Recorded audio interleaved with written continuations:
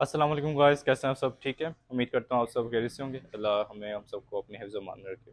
तो आज की जो हमारी वीडियो है उसका जो टॉपिक है वो है W126 का क्लच सिलेंडर। इवन के जो इससे मिलते जुलते सिमिलर मॉडल्स हैं बाकी मर्सिडीज़ के जो इस दौर में आए थे, वो भी इस वीडियो में कवर होंगे। ठीक है, जो मेन हमारा टॉपिक है वो रहेगा क्लच सिलेंडर।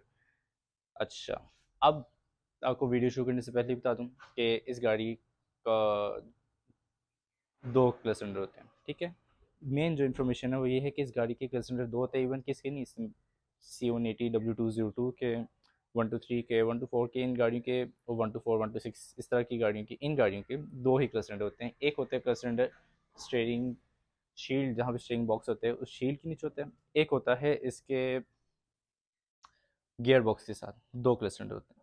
तो मेन जो समझ डिलीवर मैं करना चाहता हूँ ये कि जिन लोगों को इन गाड़ियों की इतनी नहीं है, यानी कि नया नया उन्होंने इस गाड़ी को लिया है, यानी कि शौक है लेकिन कोई इतनी इन्फॉर्मेशन नहीं इस गाड़ी के बारे में, उसको तो ये पता है इस गाड़ी का एक ही क्लच सिलेंडर है। ठीक है, लेकिन इस गाड़ी की दो क्लच सिलेंडर होते हैं।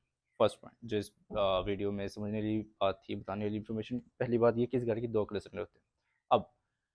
अब ये है कि हमने इसका लास्ट मंथ इसका जो फर्स्ट क्लच सिलेंडर होता है जो कि स्टीयरिंग बॉक्स के नीचे यानी शील्ड के पीछे जो होता है सामने, उसको हमने चेंज किया। सॉरी, उसकी मैंने वीडियो रिकॉर्ड नहीं की क्योंकि तब तक हमारा भी चैनल अभी रन करना मैंने शुरू नहीं किया था।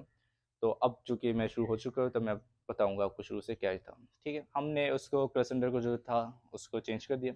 लेकिन अब हमारी गाड़ी का फिर से वही इशू आ गई क्लच सिलेंडर का, कि गाड़ी के गियर नहीं लग रहे। खैर, जो इसके सिम्टम्स होते हैं क्लच सिलेंडर खराब होने के, वो मैं आपको आगे जाकर बताता हूँ। खैर, अभी जो बात आपको बता रहा हूँ कि इस गाड़ी का एक क्लच सिलेंडर जो कि हमने चेंज कर दिया, लेकिन दोबारा से गाड़ी में इशू आ गया। अब जो बंदा जो इन गाड़ी से इतना फेमिलियर नहीं है वही समझेगा कि दोबारा से वही इशू आया, यानी कि इसका मतलब ऊपर वाला क्लच सिलेंडर ही खराब है। लेकिन ऐसा चांस 50-50 होता भी है कभी कभी कि जिस क्लच सिलेंडर को आपने चेंज किया है तो वही दोबारा से इसमें इशू आ जाए या फिर उसकी फिटिंग में इशू आ जाए। लेकिन यूजुअली ऐसा होता नहीं है क्योंकि इन गाड़ियों के जो पार्ट्स होते हैं बहुत ज़्यादा ड्यूरेबल होते हैं।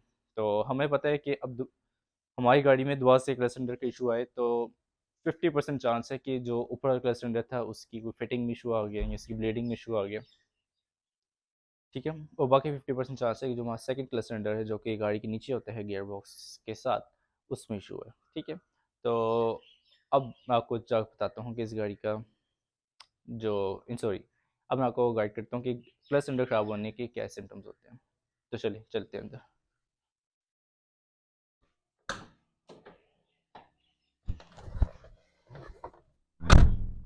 अब मैं आपको अंदर आके बताने लगा हूँ क्लच सिलेंडर ख़राब होने के सिम्टम्स क्या होते हैं। सिम्टम्स ये होते हैं कि जैसे अभी हमारी गाड़ी बंद है, ठीक है, अभी हम क्लच दबाएंगे, गाड़ी का गियर लग जाएगा। ठीक है, ये देखिएगा, ठीक है, ये सेकंड भी लग जाएगा, तीसरा भी लग जाएगा। ठीक है, ये सारे गियर्स के लग जाएंगे। ठीक है, जब वो गाड़ी बंद होगी, लेकिन जैसे ही हम गाड़ी स्टार्ट करेंगे गियर बिल्कुल स्टक हो जाएंगे, गियर नहीं लगेंगे।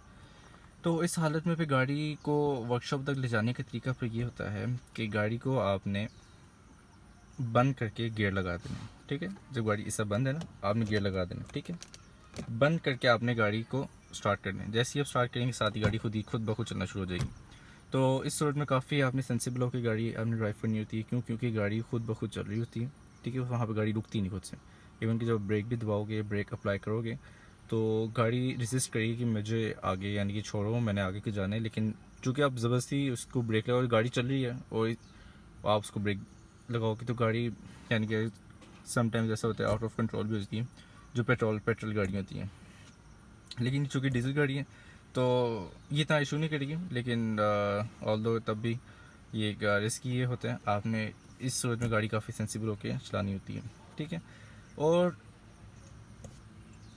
इसी टॉपिक का जो एक और मैं सेकंड पहलू जिस पे बात करूँगा, जब आपकी गाड़ी का गियर, स्पेशली जो जो इस तरह की मर्सिडीज़ हैं, उनके गियर हार्ड होना शुरू हो जाए, आपको ये लगे कि मुश्किल से गियर हार्ड करके लग रहे हैं या रुक रुक के लग रहे हैं, तो उसका ये मतलब है आपका क्लच सिलेंडर ख़राब होना शुरू हो गया। तो आपने फ़ौर से पहले अपना क्लच सिलेंडर जो सा भी है, ऊपर वाला या नीचे वाला क्लच सिलेंडर, उसको डायग्नोस करके आपने उसको चेंज करवा लेना, ताकि अब जिस कंडीशन जिसमें मैं फंस गया हूँ कि हमें गाड़ी मुश्किल से ज़्यादा सी बात लेके जानी पड़ेगी वर्कशॉप, उससे आप लोग को बचत हो जाएगी। ठीक है, तो अब इसको हम सुबह लेके जाएंगे वर्कशॉप, तो कल की फर्दर इस वीडियो को मैं कल कैरी ऑन करूँ।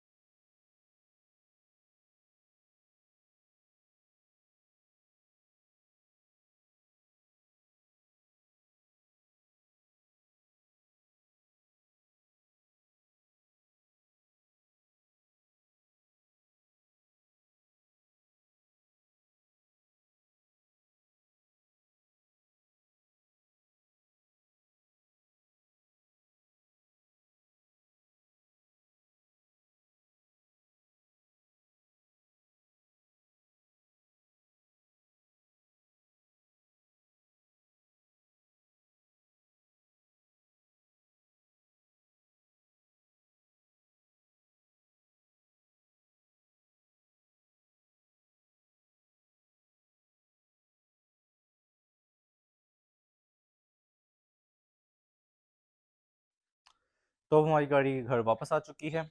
उम्मीद करता हूँ कि आपने जो वर्कशॉप की वीडियोस थी वो देख ली। मैंने वर्कशॉप में जाके कोई इतनी खास डिटेल वीडियोस खुद नहीं कवर की, इसलिए कि जो चीज़ मैं आपको खुद से गाइड कर सकता हूँ वो आपको वीडियोस में इतना खास समझ आना नहीं था। चलें, लेकिन अब आपको मैं आराम से डिटेल में सब कुछ गाइड करूँगा कि ताकि आने वाले यानी जिन लोगों को नहीं पता मर्सिडीज़ के कुछ मैकेनिज़म्स के बारे में तो उनको भी गाइडेंस मिल जाए, ठीक है। तो अच्छा, हमने जिस तरह कि मैंने आपको पहले बताया था, मैंने जाते साथ कि सबसे पहले अपना जो पहला क्लच सिलेंडर था जो कि लास्ट मंथ हमने चेंज करवाया था, उसको चेक किया। एट फर्स्ट हमें तो ये लगा कि गाड़ी का वो फिटिंग भी ठीक है, उसमें कोई इशू भी नहीं है।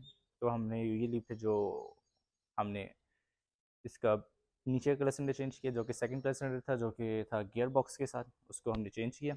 लेकिन गाड़ी में तभी कोई चेंज नहीं है, क्लच तब भी वैसे के वैसे ही ख़राब, गियर भी ना लगे। तो फिर हमारे मैकेनिक ने कहा कि जो आपका ऊपर वाला क्लच सिलेंडर है वो ख़राब है।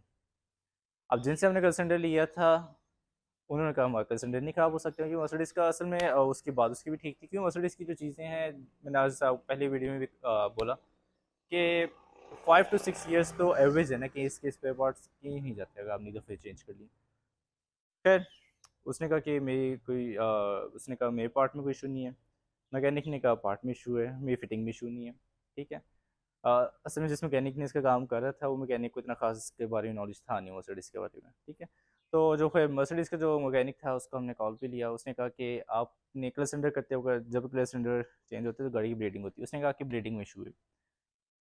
उसको समझाया कि इस तरह से ब्लीडिंग थी, लेकिन इतनी खास उसको अंडरस्टैंडिंग नहीं। लेकिन फिर एट लास्ट एक और मैकेनिक जो था मर्सिडीज़ का ही, उसी से बात की।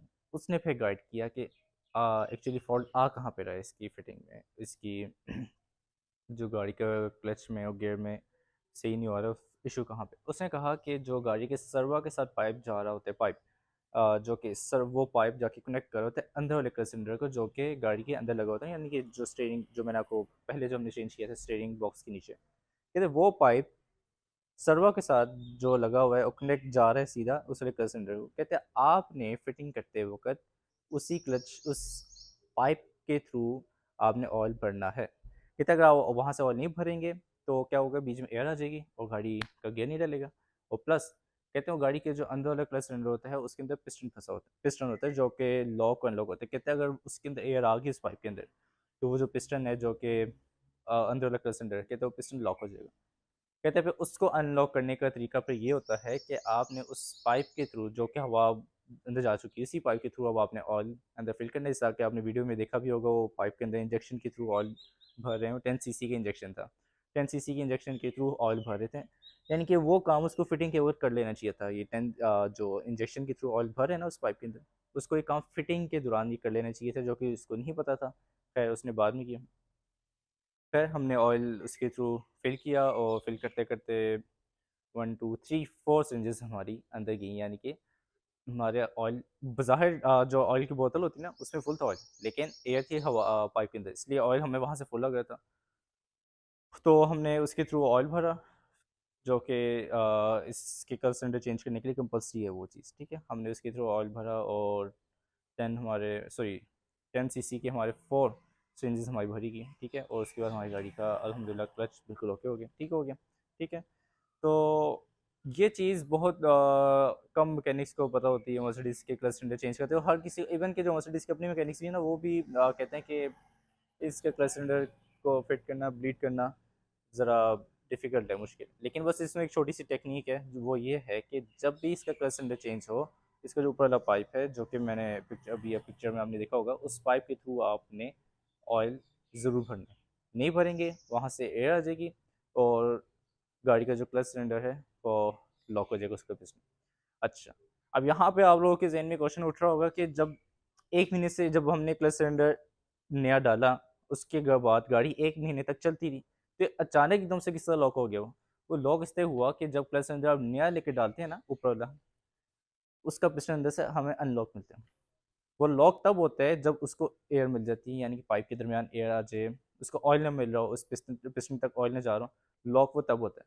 तो 1 महीने में हमारी गाड़ी ज़रा कम चली, फिर चलती रही, फिर जब वो एट लास्ट वो लॉक हुआ और हमारी गाड़ी का गियर स्टक हो गया, ठीक है।